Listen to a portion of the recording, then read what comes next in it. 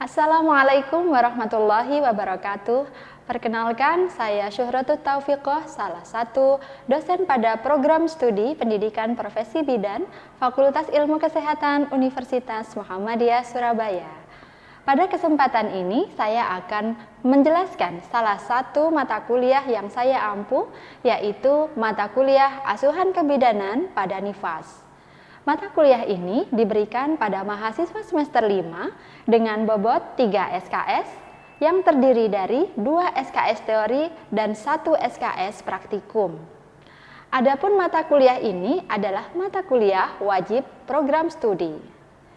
Pada mata kuliah ini memberikan kemampuan kepada mahasiswa untuk memahami konsep teoritis dan praktis asuhan kebidanan nifas fisiologis yang meliputi konsep dasar masa nifas dan prinsip praktik asuhan pada masa nifas, manajemen asuhan pada masa nifas normal dan pos-SC, aspek psikososial dan kultural pada masa nifas dan menyusui, kebutuhan dasar pada ibu nifas, fisiologi dan manajemen laktasi, ilmu dan riset tentang menyusui, penyulit dan komplikasi pada masa nifas dan menyusui, pelayanan kebidanan komplementer dalam asuhan kebidanan masa nifas, manajemen risiko dan pasien safety pada asuhan masa nifas, pembelajaran interprofesional dan bekerja interdisiplin, penurunan risiko dan promosi kesehatan dalam masa nifas, serta manajemen dan pendokumentasian asuhan pada masa nifas.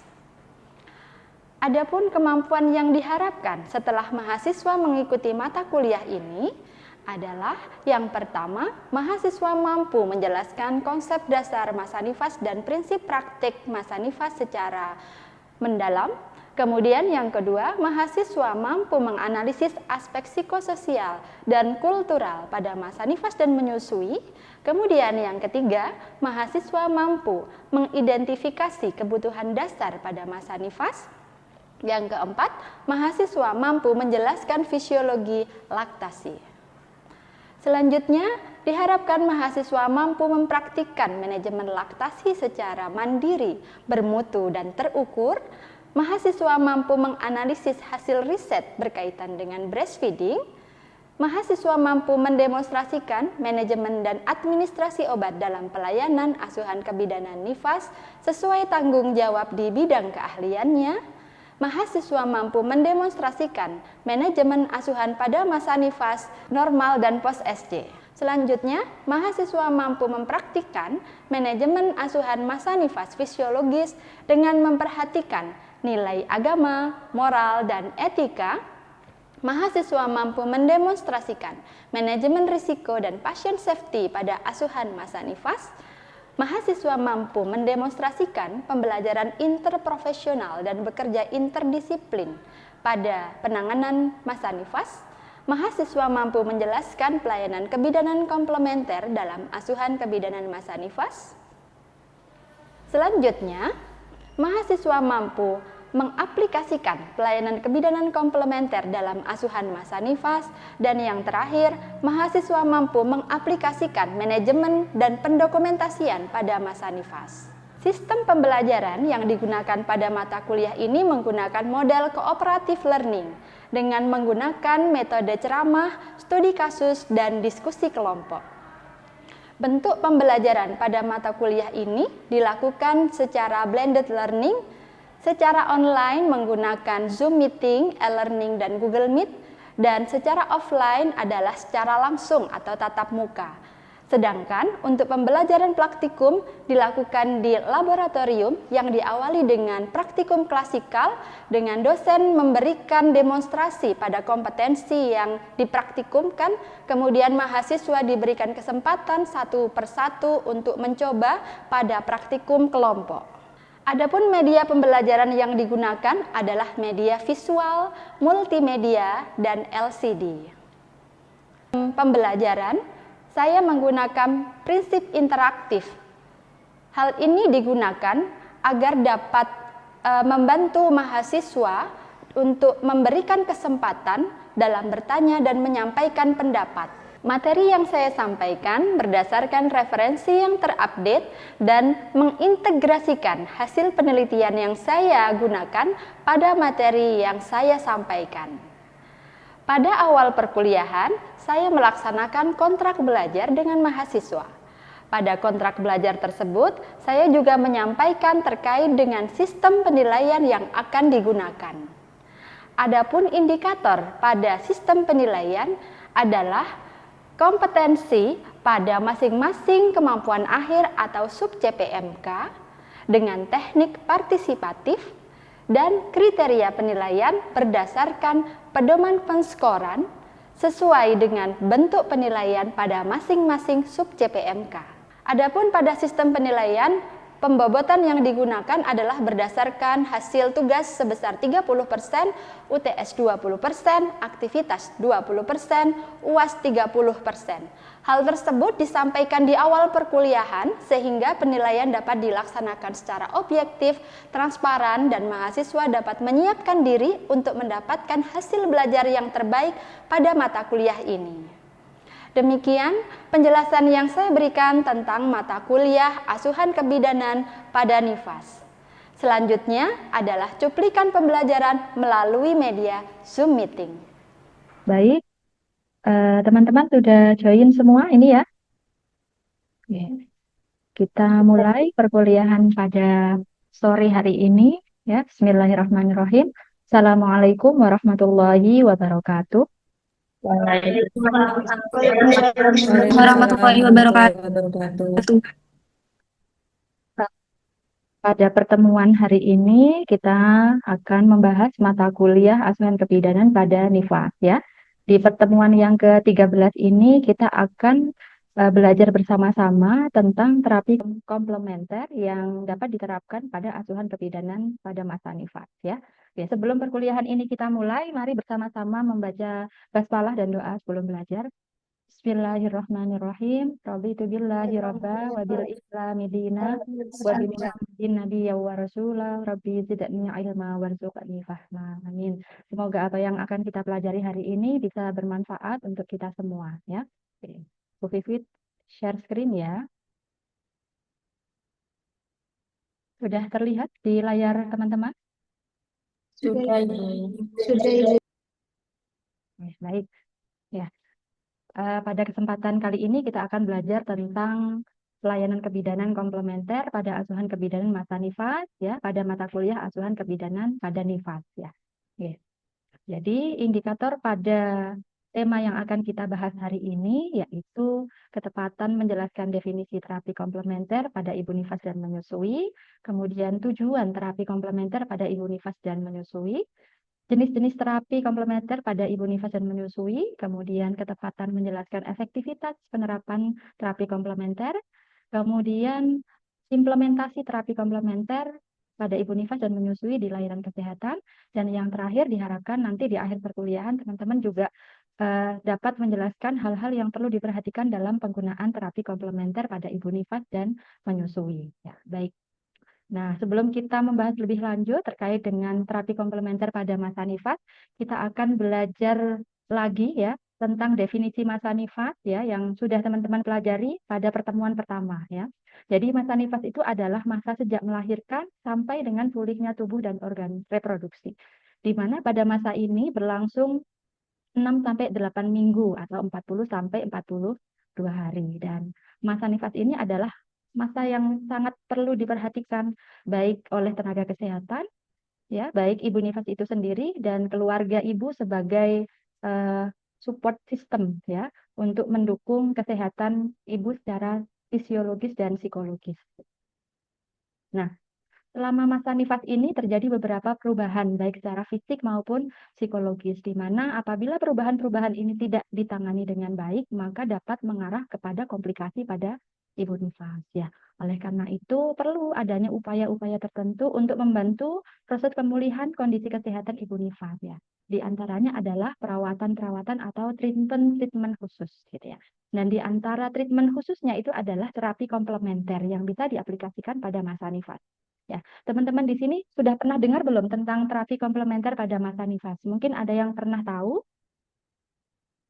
bisa menjawab ya, apa itu terapi komplementer pada masa nifas? Izin menjawab, Ibu. Iya, silahkan Mbak Lena Maharani. Terapi komplementer pada masa nifas sendiri itu seperti pendekatan non-farmakologis ya, Ibu. Biasanya seperti pijat atau bisa juga dengan minuman herbal seperti jamu, Ibu. Oke, betul sekali ya. Jadi terapi komplementer pada masa nifas itu adalah terapi non-farmakologis yang diberikan pada ibu selama masa nifas. Ya, di mana terapi ini ya bukan sebagai pengganti perawatan medis ya, tapi sebagai penyerta. Jadi bisa beriringan satu sama lain ya. Tidak bisa kemudian tidak perlu obat-obatan medis tapi hanya terapi komplementer saja ya. Jadi pada prinsipnya terapi komplementer ini adalah lengkap untuk perawatan medis, begitu ya. Sampai di sini bisa dipahami, teman-teman? Bisa, Ibu. Oke, baik, kita lanjutkan ya. Nah, penerapan terapi komplementer pada masa nifas ini diterapkan ya dengan beberapa alasan atau tujuan khusus. Karena beberapa hasil penelitian itu menunjukkan bahwa penerapan terapi komplementer selama masa nifas ini yang pertama dapat meningkatkan produksi ASI, ya. Kemudian dapat mengurangi nyeri dan ketidaknyamanan pasca salib. Kemudian mempercepat pemulihan fisik dan emosional ibu, serta yang terakhir dapat mencegah komplikasi seperti depresi postpartum atau nyeri luka perineum yang bisa mengakibatkan infeksi jika tidak diberikan penata laksanaan yang tepat. Nah, untuk mendapatkan atau mencapai tujuan tersebut, kita harus tahu jenis-jenis terapi komplementer apa saja sih yang bisa diterapkan pada masa nifas dan menyusui ini. Ya, yang pertama ada jenis terapi komplementer yoga. Ya, mungkin teman-teman sudah pernah dengar ya yoga. Nah, ternyata yoga ini juga bisa diterapkan pada masa nifas. Kemudian terapi yang kedua adalah hypnobreathing. Ya, yang ketiga pijat oksitosin. Yang keempat aromaterapi. Yang kelima adalah tanaman herbal. Yang terakhir adalah akupuntur, mohon maaf ya. Nah, ini kita akan bahas lebih lanjut terkait dengan masing-masing jenis terapi komplementer. Yang pertama adalah yoga pada masa nifas ya. Jadi yoga ini merupakan salah satu pendekatan holistik di mana tidak hanya mengedepankan aspek fisik saja ya. Fokus pendekatan yoga ini terdapat pada hubungan antara tubuh, pikiran dan jiwa gitu ya. Jadi mind, body and soul ya. Kemudian yoga merupakan pendekatan gabungan antara pose fisik. Jadi secara fisik ada pose-pose khusus yang bisa diterapkan oleh ibu nifas. Kemudian juga ada teknik-teknik pernafasan khusus yang harus diterapkan oleh ibu nifas untuk mendapatkan kenyamanan baik secara fisik maupun mental ya. Nah, selain teknik pernafasan juga dalam yoga ini juga ada teknik meditasi dan endingnya akan didapatkan efek rileks dari tubuh ibu nifas ini sendiri ya. Beberapa hasil penelitian menyebutkan salah satunya adalah dari Anggraini, Herawati, dan Widiawati yang menyebutkan bahwa yoga postpartum ini memadukan antara latihan fisik, pernafasan, penguatan otot dasar panggul, dan relaksasi yang dapat meningkatkan rasa nyaman dan akhirnya berdampak pada efek pemulihan yang lebih cepat pada masa nifas. Selanjutnya yaitu pijat oksitosin ya. Hormon oksitosin ya, hormon ini adalah hormon yang berperan dalam pengeluaran ASI gitu ya. Nah, ketika seorang ibu nifas ini dilakukan pijat oksitosin selama masa nifas, nah akan ada peningkatan hormon oksitosin sehingga pengeluaran ASI pada ibu nifas ini juga akan semakin melimpah. Kalau ASInya semakin melimpah, maka proses menyusuinya juga akan berjalan lancar, ibunya nyaman, bayinya juga akan tumbuh secara optimal. Nah, di mana teknik pijat oksitosin ini dilakukan di bagian punggung ibu nifas ya, bisa dilihat pada gambar berikut. Ya. Jadi posisinya ibunya duduk, kita sebagai tenaga kesehatan berada di bagian belakang ibu, kemudian kita melakukan pijatan ya di sepanjang ruas tulang belakang ya sampai tulang koste atau tulang belakang nomor 5 sampai ke 6. Selanjutnya, terapi selanjutnya adalah tanaman herbal yang bisa dikonsumsi oleh ibu nifas dan menyusui ya. Kalau bicara tentang tanaman herbal itu erat kaitannya dengan toga ya, tanaman obat ya. Nah, toga ini biasa digunakan dalam terapi komplementer. Nah, apa saja toga yang bisa digunakan? Salah satunya adalah rempah-rempah ya. Bisa juga dari buah atau sayuran yang dipercaya memiliki khasiat untuk meningkatkan kesehatan. Ini berdasarkan hasil penelitian dari Septadina dan Murti tahun 2018. Nah, kalau bicara tanaman herbal pada ibu nifas itu erat kaitannya juga dengan jamu ya, di mana jamu itu adalah bentuk minuman ya, salah satu bentuk minuman tradisional yang bisa dijadikan sebagai pendamping pengobatan dari tenaga kesehatan. Di mana kalau jamu ini ya terdiri dari beberapa jenis rempah-rempah yang telah terbukti dapat mengatasi ya inflamasi atau mengandung antiinflamatik, antioksidan dan yang terutama adalah sebagai pelancar ASI. Nah, berdasarkan hasil penelitian tentang jamu bagi ibu nifas dan menyusui yang pernah saya lakukan bersama tim ya, dengan judul Habits of Drinking Herbal Medicine in Postpartum Mother in the Working Area of PD Aisyah Bangkalan Regency, hasil penelitian ini menunjukkan bahwa ya secara keseluruhan ya informan pada penelitian ini mengkonsumsi jamu pada masa nifasnya ya. Jadi penelitian ini jenisnya adalah penelitian kualitatif gitu. Di mana seluruh responden ini menggunakan jamu instan dalam bentuk serbuk dan dimulai mengkonsumsi jamunya itu mulai pada nifas hari ke-7 sampai hari ke-40 ya pasca melahirkan. Dan ternyata faktor pendorong ibu nifas minum jamu pada saat masa nifas ini itu adalah dari perintah orang tua dan keyakinan dari masyarakat sekitar. Dan berdasarkan hasil penelitian tersebut diperoleh bahwa khasiat jamu nifas yang dirasakan oleh informan ya itu adalah badannya terasa sehat ya, kemudian produksi ASINya meningkat dan otot-otot menjadi lebih kencang. Sedangkan pada beberapa informan itu menunjukkan dampak negatif yang didapatkan yaitu adanya sembelit ya, tapi tidak semua informan itu mengeluhkan hal yang sama, hanya satu informan yang mengeluhkan sembelit. Jadi dari hasil penelitian ini dapat disimpulkan bahwa perilaku mengkonsumsi jamu bagi ibu nifas ini kalau dilihat dari sudut pandang medis tidak membahayakan bagi kesehatan tubuh ibu nifas. Asalkan tidak ada kontraindikasi bagi ibu nifas untuk mengkonsumsi jenis-jenis herbal yang dibuat gitu ya. Nah, berikut adalah contoh ya, contoh jamu bagi ibu nifas dan menyusui. Ya, mungkin teman-teman di sini eh, pernah mendengar, melihat atau bahkan mengkonsumsi gitu ya. Ada beras kencur, ya ada kunyit asam, ada kayu manis dan jahe, kemudian ada jenis jamu uyup-uyup ya, di mana masing-masing ini punya khasiat tersendiri untuk ibu menyusui. Ya, contoh nih beras kencur ya bisa mempercepat pemulihan fisik. Kemudian kunyit asam ini dapat sebagai antiinflamasi ya dan antibakteri. Kemudian kayu manis dan jahe dapat meningkatkan imun, melancarkan peredaran darah. Yang terakhir uyup-uyup ya yang terdiri dari ini kunyit, kencur, lempuyang, temulawak dan daun katu ini dapat menghangatkan tubuh khasiatnya, mempercepat pemulihan dan meningkatkan produksi ASI ya karena itu yang paling penting yang diperlukan oleh ibu nifas dalam masa pemulihan dan masa menyusui gitu ya. Nah, kalau kita lihat secara keseluruhan efektivitas terapi komplementer pada masa nifas ya, jadi terapi itu bisa diaplikasikan satu-satu atau bisa dikombinasikan asal tidak ada kontraindikasi.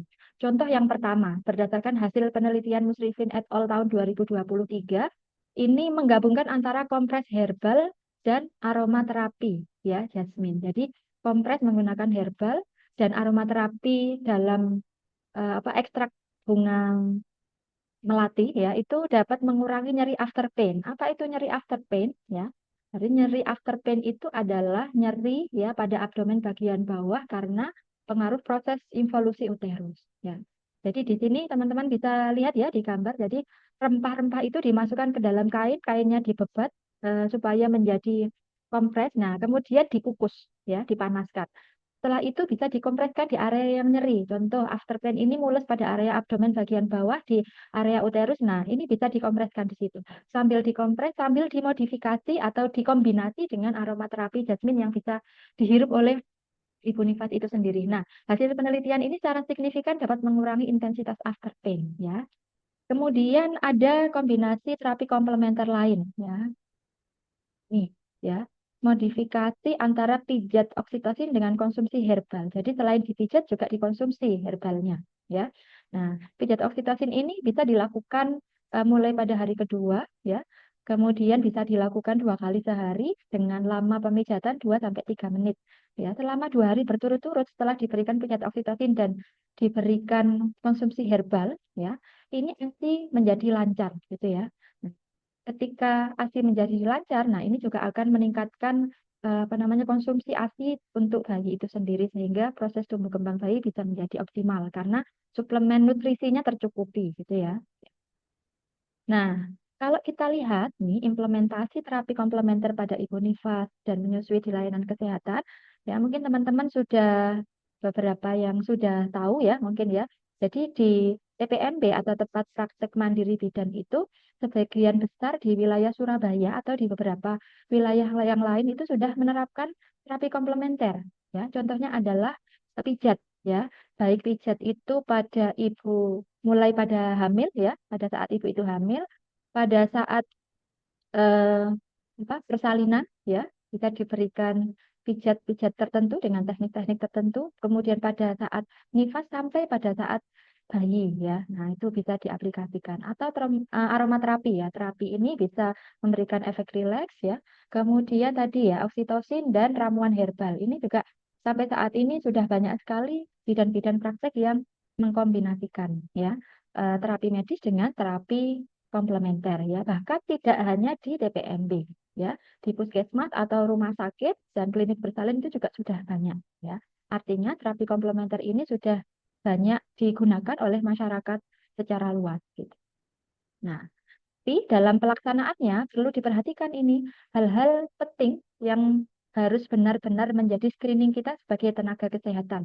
Jangan sampai klien kita atau pasien kita nanti menggunakan terapi komplementer tapi sebenarnya ada kontraindikasi. Jadi tetap harus melakukan konsultasi dengan bidan atau dokter untuk memeriksa kondisi kesehatannya. Kemudian harus benar-benar dipastikan bahwa jenis terapi yang digunakan ini sudah didukung oleh hasil riset yang valid gitu ya. Contoh tadi ada zat oksitosin, ada aromaterapi, nanti. Kemudian harus dicek kontraindikasinya ya, hindari intervensi jika belum aman. Kalau kita menggunakan terapi-terapi topikal yang berkenaan dengan kulit, kita harus cek apakah zat yang akan kita oleskan ke area kulit itu eh, tidak menimbulkan alergi ya. Mungkin kalau pada ibu nifas teman-teman pernah tahu ya apa namanya tapel yang diletakkan di area apa namanya ini kepala ibu nifas ya di daerah dahi. Nah, itu kalau seumpama zat-zatnya yang digunakan ternyata memberikan efek alergi pada ibu nifas ya harus diperhatikan ya jangan sampai niatnya itu mempercepat proses pemulihan tapi ada efek samping yang dirasakan oleh ibu. Kemudian harus diperhatikan juga standar dan higienis tidaknya dari bahan yang digunakan ya. Jadi kalau tidak memperhatikan hal ini ya bisa jadi malah infeksi gitu ya. Kemudian harus diamati efek secara fisik dan psikis. Dan yang terpenting kita harus mengedukasi keluarga ya, harus dipastikan dukungan dan pemahaman dari lingkungan sekitar ya. Oke, baik itu yang bisa saya sampaikan untuk pertemuan kita hari ini ya. Mungkin ada teman-teman yang mau bertanya atau belum dipahami dari pemaparan materi yang saya sampaikan. Nah, ini tidak ada yang raise hand, Mbak Maimunah. Ya, mau bertanya, Mbak Maimunah, monggo silahkan. Baik Ibu, terima kasih atas waktunya. Saya izin bertanya Ibu, menurut hasil studi tadi kan pijat oksitosin itu dapat membantu dapat membantu meningkatkan produksi ASI ya Ibu. Lalu bagaimana Ibu mekanismenya? Oke, baik ya. Bagus sekali pertanyaan dari Mbak Maimunah ya. Jadi bagaimana kok pijat oksitosin ini bisa merangsang ya kelancaran produksi ASI. Jadi ketika ibu ini diposisikan duduk seperti gambar tadi ya, kemudian kita berikan pijatan di area punggung ya sepanjang ruas pada tulang belakang. Nah, ini akan memberikan efek rileks ya. Dan sensor atau pijatan ini ya akan diterima oleh saraf parasimpatis kita ya. Nah, kalau sudah diterima oleh saraf parasimpatis kita ini akan diteruskan. Teruskan kemana? Ke otak ya. Di otak itu ada kelenjar hipofise posterior. Di mana kelenjar inilah yang memproduksi hormon oksitosin. Nah, kalau hormon oksitosin ini sudah keluar, sudah dirangsang untuk dikeluarkan, kemudian ditunjang oleh produksi hormon prolaktin. Nah, ini akan merangsang produksi ASI setelah diproduksi kemudian akan keluar dengan lancar dengan bantuan hormon oksitosin. Tuh ya. Bagaimana Mbak Maimunah bisa dipahami? Oke Ibu, terima kasih. Oke. Oke. Mungkin selain Mbak Maimunah ada yang lain yang ingin bertanya, silahkan. Ada lagi yang mau bertanya? Saya Ibu Zarlinda. Oke, Mbak Zerlinda. Oke, silahkan Mbak Zerlinda. Gibi. Jadi bagaimana kita sebagai calon bidan memberikan edukasi pada pasien tentang manfaat minum jamu itu sendiri bagi kesehatan ibu nifas. Terima kasih. Jadi bagaimana cara kita memberikan edukasi? Ya, ini nyambung ya dengan hasil penelitian yang pernah saya lakukan bersama tim. Ya, jadi memang secara keseluruhan dari informan penelitian yang pernah saya lakukan itu disuruh oleh orang tua, ya, diperintahkan oleh orang tua karena merupakan tradisi yang turun-temurun, ya, ditunjang juga dengan kebudayaan atau tradisi masyarakat. Nah, ini yang perlu kita luruskan. Jangan sampai ibu nifas ini hanya menuruti perintah dari orang yang lebih tua atau masyarakat atau lingkungan sekitar. Tapi kita harus menyadarkan ibu bahwa apa sih keuntungan dan kerugian ketika ibu itu mengkonsumsi ramuan herbal atau jamu tadi ya. Jadi bisa kita modifikasikan ketika kita memberikan pelayanan, kita kan memberikan edukasi ya. Nah, edukasi itu tidak hanya lewat ceramah, bisa juga dengan media leaflet, media video, atau media-media yang lain yang membuat ibu itu pengetahuannya semakin bertambah. Sehingga ketika ibu itu pengetahuannya semakin bertambah tentang efek positifnya apa, keuntungannya apa ketika ibu itu mengkonsumsi ramuan herbal atau jamu tadi.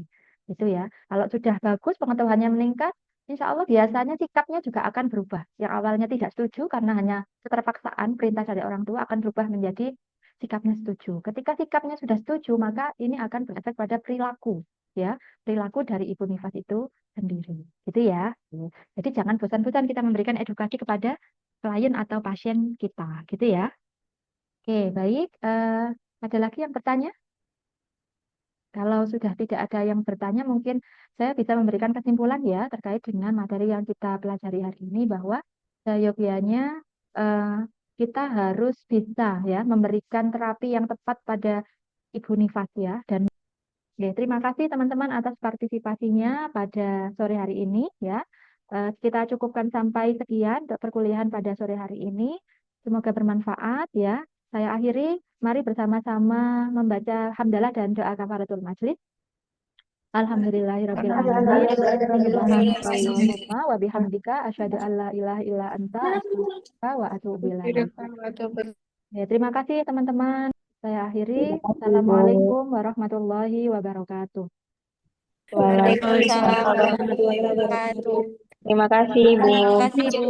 Demikian video pembelajaran pada mata kuliah asuhan kebidanan pada Nifas. Semoga bermanfaat. Sekian, Assalamualaikum warahmatullahi wabarakatuh.